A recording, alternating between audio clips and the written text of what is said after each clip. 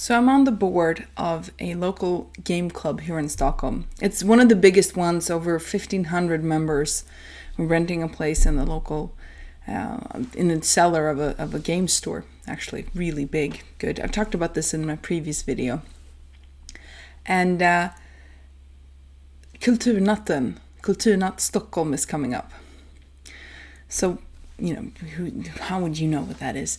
In Sweden, in a lot of the different cities, the municipality, like the government of the city, organizes a culture night, so Kulturnatt.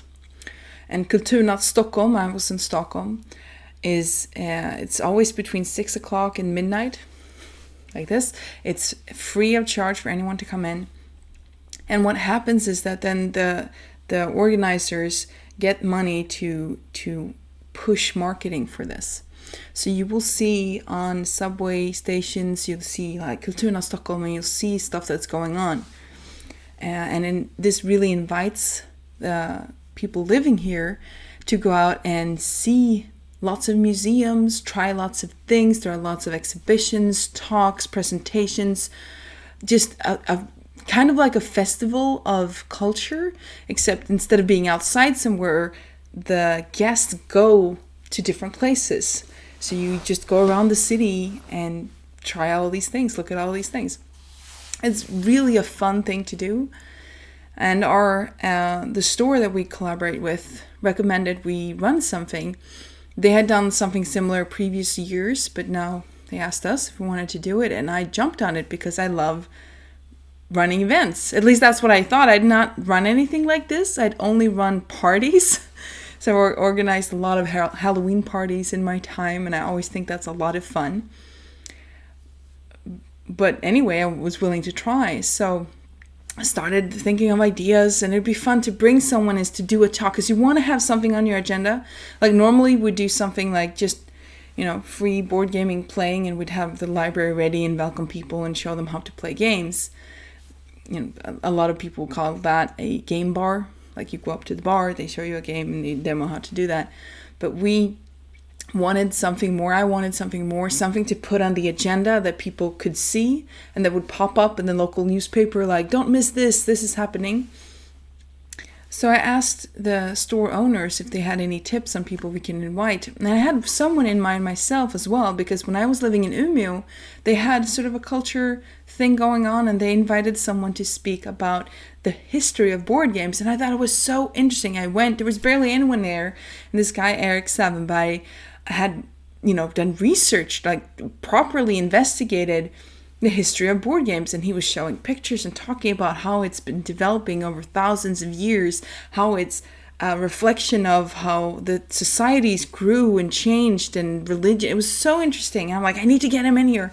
And while I was talking about that, I also thought, maybe we should bring in someone else. And I talked to the store owner, and they had some contacts, so they had me help me get in contact with Fager, who's an author of scary books, but he has also done game-related role-playing type books and stuff like that.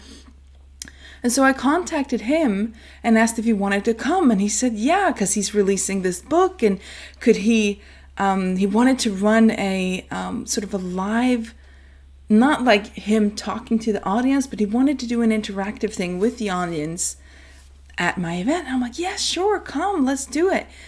And so he came, and I also happened to get the guy, Erik Säfvenberg, who actually lived in Umeå, so he flew down, or I don't know how he got down, but that's far, that's like 7-hour drive from here. And he came to Stockholm, and he participated in my Kulturnatt. And so we were able to get all these people in, and we set up a plan so they could do their things twice in an evening. So we did like once right when it started and a little bit later for both of them, so to get double the exposure and more of the fun. And I remember, doing this and getting these people to come, which was great, but also all the toil, because I was like, okay, well, if we're doing a proper talk, we need to have speakers and, a microphone, all that. And we didn't have any of that. So I ended up trying to figure out, could we borrow it from somewhere? And then it turns out that because we're part of Spelloppis, which is this nationwide organization for board game clubs or game clubs in general, Did they know something? And then they were in contact with Studiefrämjandet, who they work with learning. So if you want to learn something, you can go to them and set up like a little get-togethers with people. Like people want to learning with other people, not having like a teacher come in. That's what they're all about. And they had a really good collaboration with Sverok at the time, probably still do. And they had access to all kind of equipment. So I was able to, through them, borrow these giant speakers and a microphone. And I had to get people in to set up because I had no clue. And I was going to be so busy. So I had to find volunteers and did all this. And then it ended up, we'd put them in one of the rooms that weren't that big. There's only one really big room that we had in the club. The other ones were, like comfortably max 35, 40 people. We'd squeezed people in there, so there's quite a few people, but there was really no need for all of this work that I put in to get the speakers and the microphone and get all of that, because they would just talk and it would be enough of a volume. So I learned pretty quick then that, don't do that next time. Think about the space you have before trying to I need to have this, this, and this. Like, no, you don't need a stage. No, you don't need this. Not if you're in that type of a room. And so Kulturnatt Stockholm happened. We did that. I had set up just, some smaller things that also make a lot of difference. Like we had just water and plastic glasses and cookies. I'd buy a big box of cheap ass cookies that are still really good, right? But they're cheap. And I just put them out there people could take. And just these small things made, because a lot of families came and they came with their kids. And having that sort of, here, have a cookie and it's for free, not just for kids, for grown-ups too, it makes you a little bit happy. So there's a lot of good feedback. And I think small things like that do matter. And it was a great success. I was completely pooped afterwards. I was so tired. And I had to clean everything up and run out all of that. But I was hooked. I was like, I want to do this, more of this. This is fun. And so next year, oh my God. Next year, I was like, okay, I had been playing with the idea of running a loppis. Loppis is a flea market. And the word loppis in Swedish, it arises a feeling of warmth in people. It's one of those words that are just like, this is good. So I named it Spelloppis, which is game flea market. And I thought, either I could run this separate or I can do it on the same day as Kulturnatt Stockholm. So I do it during the day, have a bit of a break, and then in the evening we'd have the Kulturnatt. And I thought that was a good idea. It was not. It turned out fine, but I was not in a good place afterward. But it turned out so good as well. And Spelloppis really became the next step in my journey. What happened was we had posted information, and then my mom, actually, who's an editor, she's like, you should send some information out to different local newspapers and help me draft some text about that, which I did. And then suddenly our Facebook page for the game flea market blew up, and I'm like, not blew up, but we started getting a lot of people. I'm like, what's going on? And then it turns out that the local newspaper ran an article where they were like, 20 flea markets you don't want to miss this spring. And that's the type of thing that makes everyone want to read it. Like as I mentioned, this word loppis really strikes the heart of people. And we were there. There was board game flea market, don't miss it. It's a Dragon's Lair was what it was called, the club. And then suddenly, from thinking we could have a few visitors, I don't know, maybe 100 would be fun. We had 700 visitors the first time I ran it, and that was insane. We had 22 sellers, I think, and they were just overwhelmed. And because we were in the basement of the store, of course, everyone who couldn't find anything on the flea market went up to the store and ended up buying something there. So the store was really happy with us as well, which is always good because, collaboration. And they were just so happy they were able to sell. Everyone's just so happy. It was just such a fun thing to do this flea market. It set up all the tables and everyone was, putting up all their games and selling games. It was really packed and we had to be careful. We had these little clickers to let people in, to let people out because of, fire rules. We can't have that many people. I found out things like people come to these flea markets with their buggies with kids. And that's, you can't really, so they ended up carrying them down into the cellar because they wouldn't leave them anywhere because they're, prone to be stolen and stuff like that. So that's also something I learned about that you have to take into consideration. So the next time I did Spelloppis, this flea market, I actually created a space sort of to the side where it's like, this is official parking space, not somewhere else, but in the flea market so that parents could see their buggy at all times. And oh my God, I learned so much. I had so much fun. And that was just the day. So then, that happened throughout the day. 700 people looking outside the door and seeing a line down the street was just, I'll see if I can find some pictures. I'll put them in the video and you'll see.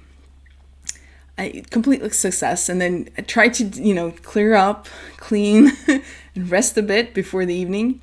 And then that evening, because last year's Kulturnatt had turned out so good, I was able to get some people in there that, one of them I think was Fager. He came back, so that was fun. I think Erik Säfvenberg came back as well. I'm not sure. But the new person, or persons I should say, we got 2 more people in on the second Kulturnatt. It was Orvar Säfström and Wilhelmsson. And these guys are authors of this book I'm going to show you. This book had just came out and it's a coffee table book about role-playing books that came out previously in history in Sweden. Make it sound far ago, but it's not. It's still, this book is nostalgia and corporate. And if you were in Sweden during this time, you saw these things like this, it just hits your heart, right? And it's game related. And this names, Orvar Säfström is actually quite famous. He used to run a film critic show on TV. And so, probably not famous for the average Joe, but if you were a little bit of a film geek, if you were into gaming, you would know his name. So we got these names that are a little bit more famous, and it was just so cool. So cool. And they had actually been to another place before they came to ours that night. So they were in another place. And they told me after they were more satisfied coming to our place because we had organized the flow of people better. So they did their talk and then they had some tables set up where they could sign the books and sell them. And they were really happy. And it was just really cool. I'm so happy I did that. So throughout the evening, we were running these things and it was really amazing. And toward the end, I think it was about 2 hours left. There's nothing more on the agenda for us. We were just going to run some board games and continue that. And I was almost like broken. I was so tired. And that's when my colleague, my friend, Mark came up to me and he's like, you need to go home. And I was like, and I kept saying, but like a million times. And he's like, okay, what do you need so that you're able to go home? And then I had to actually think about it. And I'm like, okay, well, I'm worried about this, and this. I'm worried about cleaning. I'm worried about this. I'm worried about that. And he's like, okay, I got this. Brought someone else. Can you be responsible for this? Yes. And then someone else to do something. And so I was able to then like, okay, and leave and go home and sleep and come back and, check in the morning, make sure everything was good. And that was just an amazing day from beginning to start, except for being tired. And I just wanted to continue that. And the feedback I got from the game flea market was so amazing. They're like, let's do it again. And that was from the sellers. Like, we want to do it again. Like, okay. Do I wait a year? No, let's do it now. Okay. So I booked something the same year. This is 2017 in the autumn. And because there wasn't an article like that, we didn't get 700 people, but we got 600 people. Like, we still got a lot of visitors to come to the second board game event. And I was like, okay, we need to scale this up. we need to not do this in a cellar. We need to do it somewhere else. And so I decided then to like, okay, I want to do this I was going to say for real. I mean, it was real, but it was still, in our clubhouse. It was still very comfortable and real. And I decided that, okay, I need to start looking for another venue, a bigger place, a place where we can, really go all out, or at least more. And that would be a lot of fun. We're still doing it through the club, so it's still nonprofit. There's nothing in it for me, like financially, but still lots of fun. And that's what I did for next year, 2018, which was... it went insane. I'll tell you more about it in the next video. For now, thank you for listening and hearing more about my story. Welcome to join me on my journey in uniting geeks.